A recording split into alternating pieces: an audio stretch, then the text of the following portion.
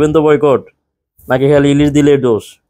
এখন ভারতের লোকজনের তো উচিত যে বাংলাদেশকে ডিম দেওয়া যাবে না, আন্দোলন করা উচিত না? কি বলেন? অবশ্যই আন্দোলন করা উচিত। এই যে ডিম, আজকে বললাম ডিম, ডিম হচ্ছে ব্যাচেলরদের মানে প্রধান খাবার। আপনি 100 জন ব্যাচেলরকে যদি জিজ্ঞেস করেন, তার মধ্যে 99 জন ব্যাচেলর আপনাকে বলবে যে আপনার 30 দিনের মধ্যে 29 দিন মোটামুটি তার ডিম লাগেই।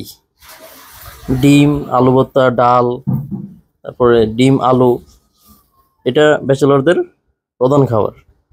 তো আজকে 60 টাকা দিয়ে কিনলাম ডিম, ডিম 60 টাকা। তো কিছুক্ষণ আগে নিউজ দেখলাম যে ভারত থেকে 2 লক্ষ ডিম আনতেছে শুধুমাত্র বাংলাদেশের বাজারটাকে স্থিতিশীল করার জন্য। তাইলে আসুন বয়কট করি। কি মিয়া ভাই, করবেন তো বয়কট?